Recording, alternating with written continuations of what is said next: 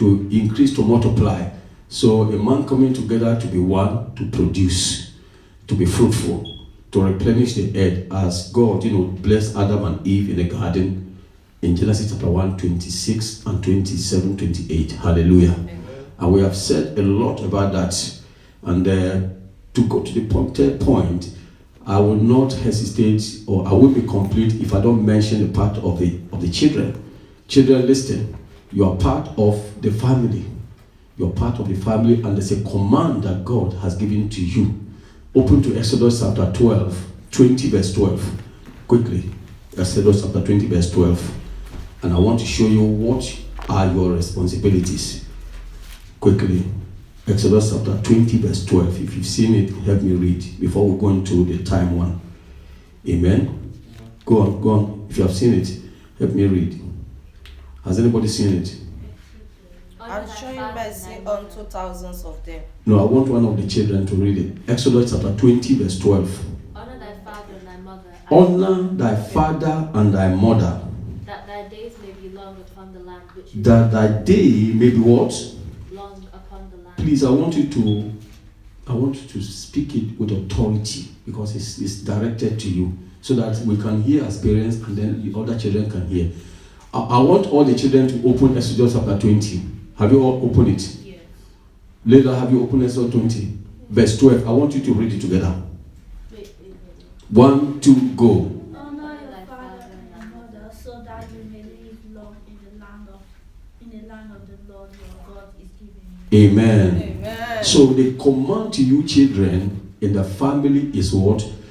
Exodus chapter 20 verse 12. He said, honor thy father and thy mother, that thy days may be what? May be prolonged upon the land which the Lord thy God has given to you.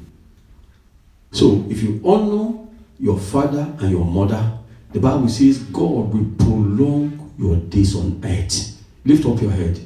We're not reading the Bible. Close the Bible and look at me. Honor your father and your mother. Now, I want to believe that he's not talking about only your biological father. Yes, your biological father, your biological mother. Okay, the person that brought you into this world, fine. But anyone that is older than you to be a father, as a child of God, I want to add to it, honor them. When we say honor, when God says honor, it means respect them. Give them respect. You see, because of lack of respect in the society that we find ourselves in today, many children are going about suffering. Because God cannot do without honoring His word. The word of God is His word. In fact, it's God Himself. So when God says honor your father and your mother, it means give them all the due respect. Give them what? All the due respect. All right? Now, one thing I want you to understand, children, is that you must understand that your parents are your parents, no matter what they have done against you in the past or what they are still doing. Are you understand what I'm saying? Lift up your head. Lift up your head and look at me. You must honor your father and your mother. Okay? That you must understand that your parents are your parents. Nobody else can take the place of your father and your mother. No matter what they have done in the past to you or what they are still doing, that doesn't guarantee you to disrespect them. Are you understand what I'm saying? I'm talking to you children. Yes, sir. Are you understanding what I'm saying? Yes, sir. Like we also honor our father. As old as I am, I still honor my father. If my father is alive, I will still honor him.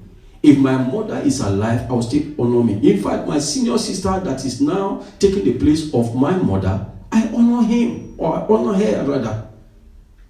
Why? So that my days on earth can be prolonged. So which means if you don't honor your father, if you don't honor your mother, you stand a chance of having your days severed. So many children are suffering, and not only suffering, many children has been wasted and terminated prematurely. Your case will not be like that in Jesus' name. Amen. And number 2, you must also respect them. We have said that. You must be committed. Listen. We have not started the third this year. We are going to start in a minute. But I just have to mention this before we move. All right? Yes, sir. You must be committed to helping your parents if you want God to bless you in your life. What did I say? You must be committed to helping your parents. You must be prepared to help your parents. There's an adage in my language that said, when a rat becomes very big and old, Debbie, look at me. You're playing with that thing. Stop that and look at me.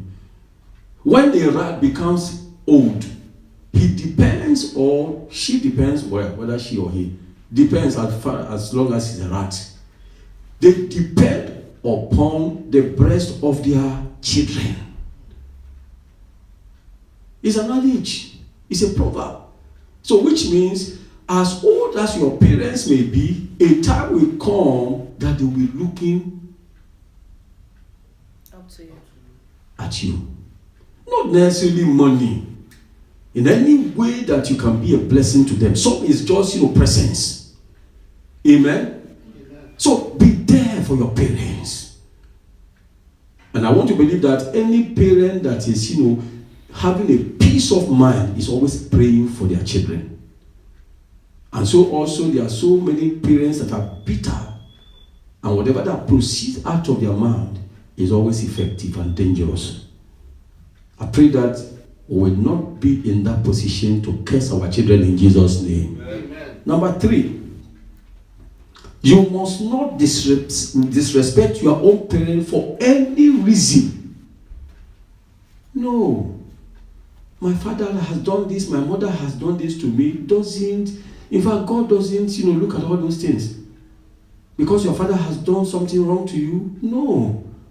That should not give you, the guarantee. It should not give you, the right to do what?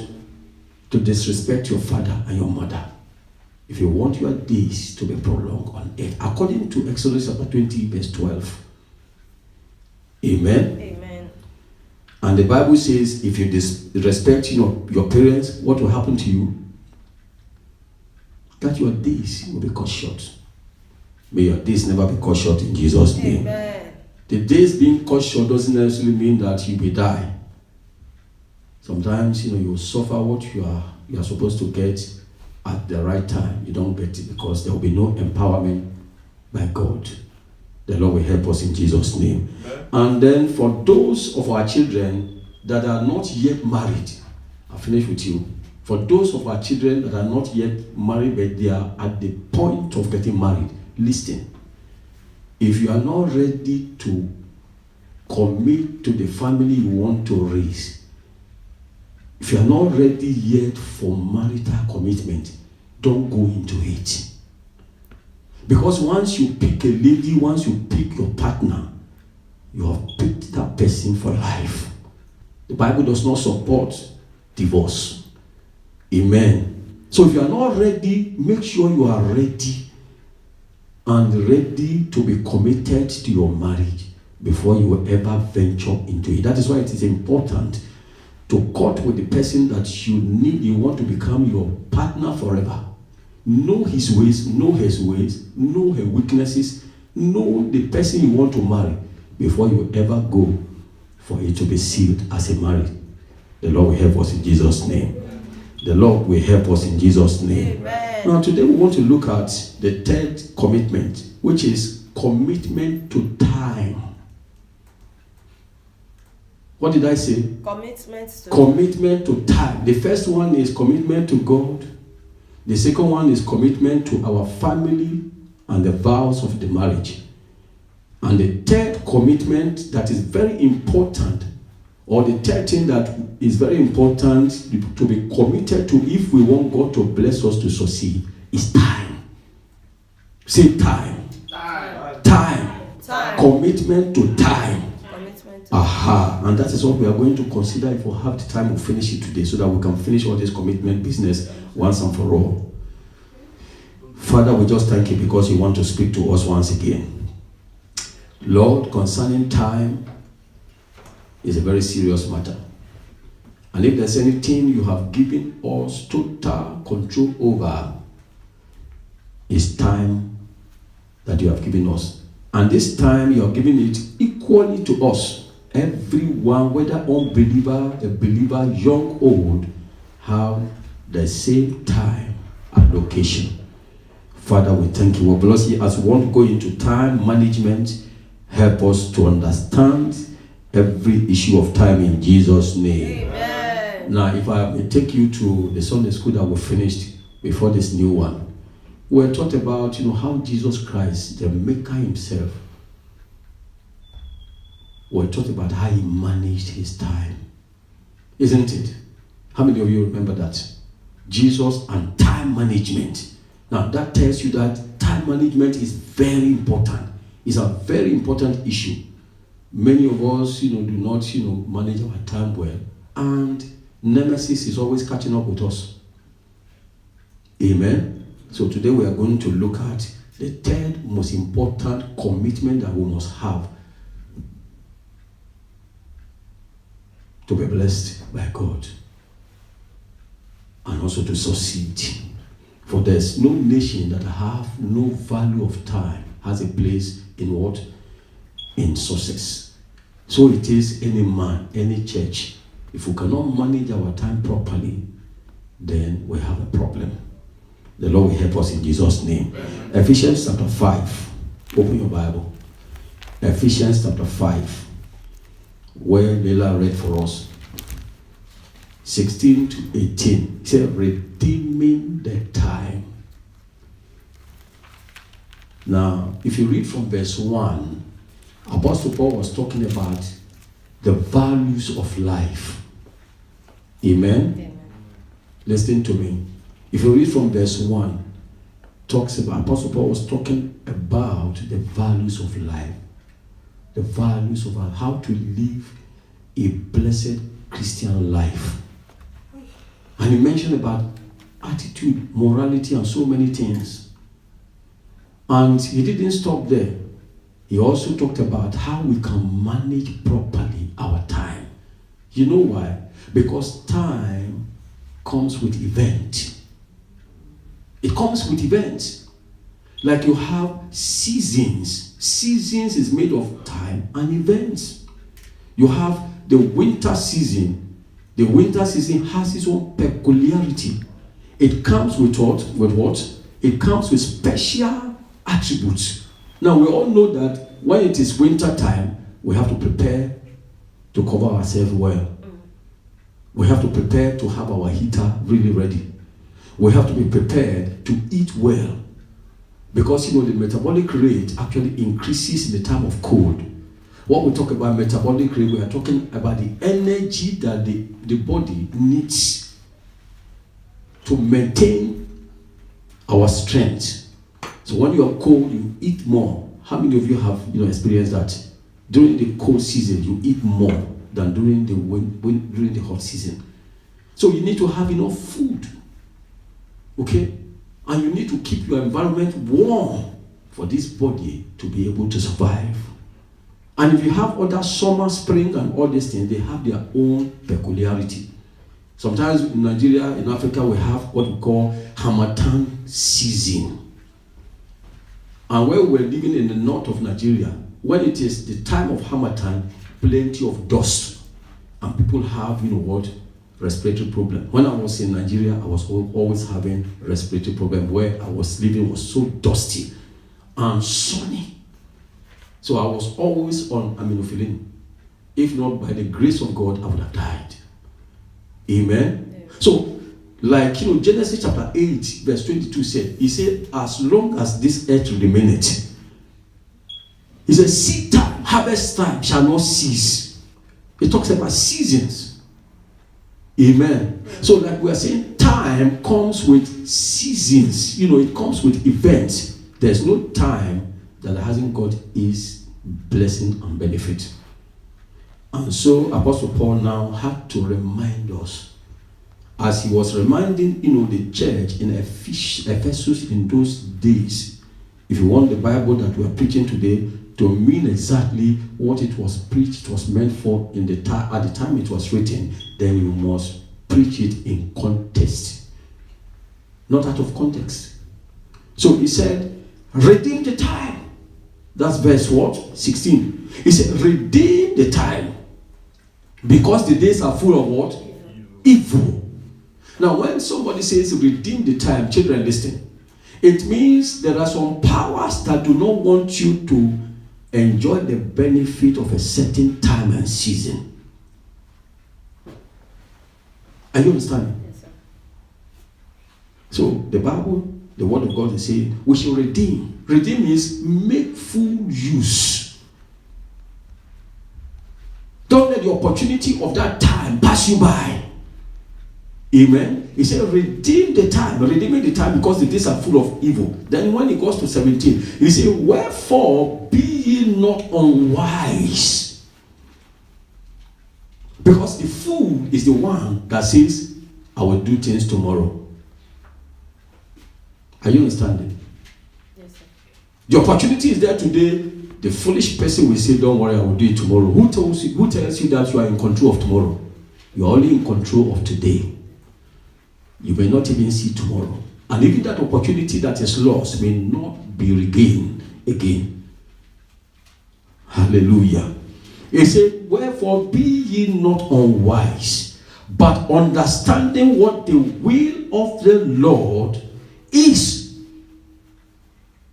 Amen. Let me just read the 18. And be not drunk with wine, wherein is excess, but be filled with the Holy Spirit. Many people have used this, verse of the Bible. Said, the Bible did not say we should not drink.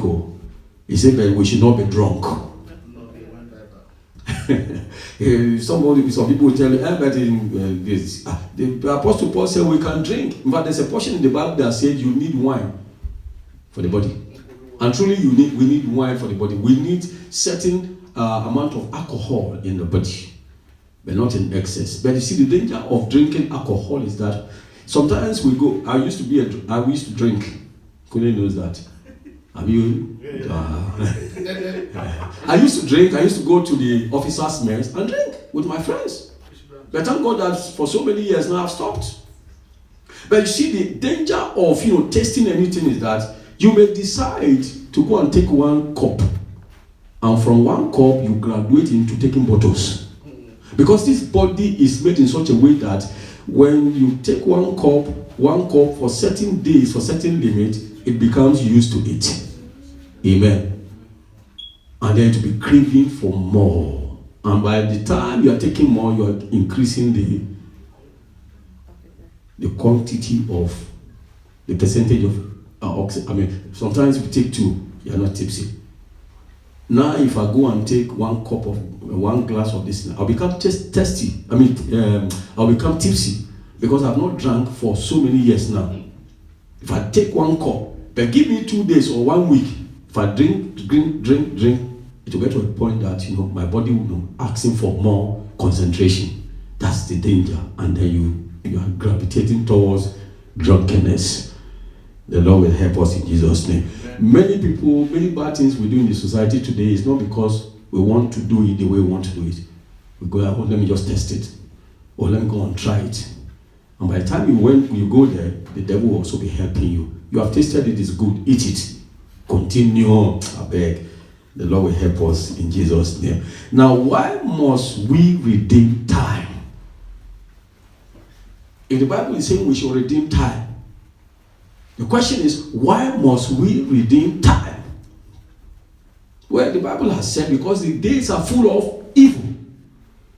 And to some, this is the only thing they know. No, beyond every word of God, greater explanation. Like the place I was in about 2 weeks ago, I was telling them in the Sunday school class, I said, look, it is good to tell us about the standard of the Bible. Be thou holy as your Father is holy. But you see, it's more important to tell us how to live a holy life than to just tell us, the norms, isn't it? For example, if I come to you and say, please, I want fish. Every day I come to you, you give me fish. Every day you give me fish. When I come, will you produce it? It will be better for you to teach me how to catch fish for myself than to be giving me fish all the time. You understand me? So the question is, why must we redeem time? Number one, are you writing something down? Number one is that the days are full of evil. It is there in the Bible. Amen. Number two, God has given us time for a reason. See, lift up your head. The time that we have is for a reason, it's for a purpose. Isn't it? Yes. Even our life that we spend on earth is for a purpose. Some are born to be footballers, to entertain people. Some are born to be singers. Some are born to be entertainers. Some are born to be teachers. Some are born to be miracle workers. Every one of us has a purpose, a reason for living. And let me tell you, when purpose is not known or discovered, listen. I'm quoting my small quote. Blessed, he's gone to glory. He said, when purpose is not known, abuse is inevitable. When your purpose for existence is not known, you waste your time. That's what it means. Some of us are created to be what? To be kings. In fact, not some of us, all of us. Revelation chapter 1, from verse 5 and 6. He said we are created as what? As priests and kings unto God through Jesus. But most of us don't even know that we are created to be king. And what does a king do? A king has an authority. Whatever a king wants, he gets it. Whatever he commands comes to stand. A king is a man of power. Hallelujah. That is why we have the kings of kings. Who is the kings of kings? It's Jehovah. And who is the king? We. Because we are in a domain that is being headed by God, who is the kings of kings. And we as the subject, we are made the kings and the priests. I am a king. I am a king. Most of us don't even know our position. So you see, God has given us time for a reason not to be wasted and manhandled, but to be used wisely. That's one of the reasons, apart from the fact that the days are full of evil. Number two reason is that we have a reason for living, and you live by time. Say amen to that. Amen. Number three reason why we must redeem time is that purpose for living, which is our destiny. When we say purpose, it means our destiny, isn't it? Is lies within the will of God. Your purpose, Debbie, your purpose, my purpose, Kule's purpose, everyone's purpose as children of God is lying within the will of God for our lives. So that is why it is important to be connected to God, that He may reveal to you the reason why we live or you live. Otherwise, we will waste our time. Some people are born to be singers. They want to be preachers. And you discover that when you are not originally called to be a preacher, if you are called to be a singer, and you don't identify your singing destiny or will of God for your life from the beginning, you will waste time. You will struggle as a preacher instead of doing what God has called you to do. That is why it is important to redeem time. Redeeming time means know the purpose of God for your life. Look at some of these our footballers. How many years? Some of them 20, 18 years. Look at how happy they are, earning millions. Why? Because they discovered their purpose for existence early enough. How I wish I was going to be a preacher early. How I wish I was going to be a preacher early. I would have started early and grew to become a resounding preacher. But it's not too late. Tell your neighbor it is not too late. It's not too late. Hallelujah. So our destiny lies within the will of God for our life. So why do we redeem time? You redeem time by seeking God to know His will for your life so that you can run in the will of the Lord. And the advantage of walking in the will of the Lord is that you don't struggle. Now, if the will of God is known to you, you don't struggle, you don't suffer. Any small thing you put your hand on prospers. You are not experimenting. You know that this is what God has called me to do.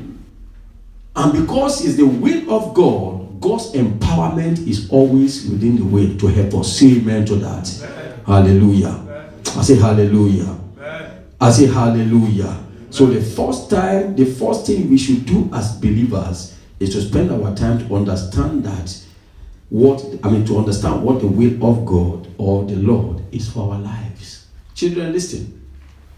That is why you have career career guardians or career counseling. Do they still have it in your school? I think they should have it. Somebody that will look at you and study you and say, by the way you perform in school, I think this is what you are going to be. I think there is. Ask when you go to school tomorrow. Ask. They are special people that are trained to look at you as a child based on your performance. Amen. Either you're going to be a lawyer from your performance in school. They will advise you are going to be a lawyer and so pursue them. No, don't shake your hand. You ask tomorrow, maybe you don't know. Hallelujah. In this society, they have it.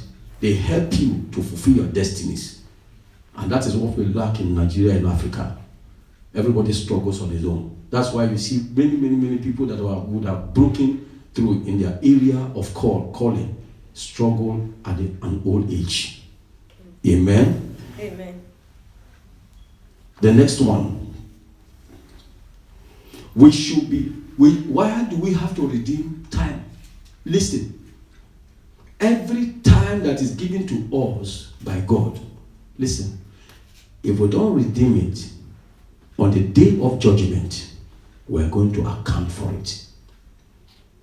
You see the danger of not redeeming time. If God has blessed you, has called you to be a blessing to your community, to be a blessing to your family, and you don't do it, the day that you will stand before God, God will ask you, what did you do with your time? I created you to be a blessing to your family. You did not bless them. I created you to be a blessing to your community. What did you use your time for? So note that it's important that we redeem the time given to us by God, because every single time that God gives to us here on earth, on the day of judgment, we shall be accountable to them. The Lord will help us in Jesus' name. Why do we redeem time? It is important to redeem time. We said to redeem time means to make use of every opportunity that comes your way at a time, isn't it? If that is the case, now if you don't redeem the opportunities that comes your way, it will pass you by. And one dangerous thing about time is that the time that is lost, that is allowed to pass, you can never be in control of it. Hallelujah. Because we said time comes with purpose and events. So that, even if you redeem it today, now it means you are now using your time that you are supposed to use for another thing today to redeem the ones that is past. So you'll be lagging behind. Do you understand what we're saying? Now the opportunity that comes your way today, if you don't redeem it, you may never come across that opportunity again. So some of us, wasted our time when we're small. We're doing other nonsense thing about. So for you that are coming up, I encourage you, every opportunity, you are in this country It has a time. Listen. You are in this country, it has a time limit. And there are opportunities in this country. Make sure you redeem or you make use of every opportunity that comes your way. Don't let it go by. Don't let it pass. Because the opportunity you miss may never be recovered. An opportunity lost is opportunity gained to another person. When God releases blessing for you and you don't make use of it, God will not take the blessing back to hell. Another person will begin the blessing. Can you see how it works? Another person will be given the blessing. Hallelujah. Why do we have to redeem time? Listen. This morning, this thing came to my mind. He said, yesterday is in the tomb. So anything that you lose, you don't redeem. It is as dead as a dead person that is lying inside the grave. So yesterday, what day was yesterday? Yesterday was Saturday. It was, what date is it? Third. Today is fourth. Yesterday, third is in the tomb. It's gone. Amen? Amen. Glory be to God. Hallelujah. Today is in the womb. About to deliver good things to you. We have only control of today. In fact, tomorrow, we may not have control of tomorrow. So if you procrastinate, you may not come across that opportunity of yesterday tomorrow. And who told you tomorrow, what about if we sleep tonight and God says we should come home and rest? Are we in control of tomorrow? So I wrote here, I say yesterday is in the tomb, that's the grave. Today is in the womb, and tomorrow we are not sure, we are not in control of it yet. Wait until you get to tomorrow. The Lord will help us in Jesus' name. I think I will stop here today. Before I stop, let me just conclude with James chapter 4. Open to James chapter 4, talking about, the boasters of tomorrow. It is not good for us to procrastinate. Yes, let us substantiate the last one we just said. James chapter 4, 12 to 15. Are we there? Yes, sir. He said, now listen. You who say, today or tomorrow we will go to this or that city. Are you there? Please, shall I wait for you to open? Please, I want you to open your Bible so that we can follow it together. James chapter 4, 13 to 15. On this mountain, we want to base all the things we do here on teaching. So whenever you're coming to church, come with your writing materials. What I do every day I attend any other church is I make sure I have enough, storage. I record everything. When I get home, I listen to it and I make a note of it and I delete it. So I will not forget every good vital thing that I've had. That's my attitude. And who told you can preach the same thing somewhere else? Amen. For I said the other day, I said there's nothing new that anybody is preaching. Whatever you are preaching today, somebody has preached it before. Hallelujah. And as long as you are taking your preaching from the Bible, it is not a new thing. Amen. Hallelujah. There's information all over. Go to the internet. There's nothing you want from the internet that you will not get. Nothing. God is so good. Say amen to that. Amen. James chapter 4, 13 to 15. He said, now listen. You who say, today or tomorrow we will go to this or that city. Talking about those people that procrastinate. Instead of redeeming their time today, they say tomorrow. Listen to what he says. He says, spend a year there. Carry on business and make money. 14. He said, why do you not even, you do not even know what will happen tomorrow. I mean, do you know what will happen tomorrow? Aha. He said, you do not know what will happen tomorrow. What is your life? You are a mist that appears for a little while and then vanishes. Talking about death. He said, instead of you ought to say, if it is the Lord's will, we will live and do this or do that. So all the Bible is saying is that we do not have control of tomorrow. It is by God's will that we can make tomorrow. Beloved, this is what we shall stop today. Next week we'll continue. I pray that God will help us to redeem our time in Jesus' name. Amen. For those of us that have missed a lot of opportunities in the past, it is not too late. And for those of you that are our children, we do not want you to repeat our mistakes. I do not want my children to repeat my mistakes. So I always encourage them, redeem the time. And all the prayer I pray for them is that, Father, help these my children to be wise, to be wiser than me, and not to waste their life, and not to waste their precious time. Let's rise on our feet in the name of Jesus. Do you understand? Let's rise on our feet. What's the matter? Let's rise on our feet. Praise the name of the Lord. Hallelujah. Lift your hands to Jehovah. Lift your hand. Lift up your hands to Jehovah. Close your eyes. Ask the Lord to help you to redeem every opportunity that comes your way. Say, Father, help me to redeem every opportunity that comes my way. In this country, there are a lot of opportunities. In this country, we have laws and laws and laws better than those of our people that are in Africa. This place is a place that you can make the best of your time. Father, help me in the name of Jesus. I can hear you pray. Open your mouth. Father, help us in the name of Jesus. Even me, oh God. Your word says in the word, Psalm 92 rather. You said you will help me to be fruitful even in my old age.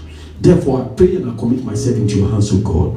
Father, that every opportunity that will come my way, help me to redeem them in the name of Jesus. You have not called me, O God, to be a waster of time. That is why, O God, Father, Lord, I need the Holy Spirit. Pray for yourself. Say, Holy Spirit, help me to redeem every opportunity that my time for existence in the name of Jesus. Thank you, Lord. Hallelujah. Glory be to your name, O Lord. Father, thank you, Lord. Hallelujah.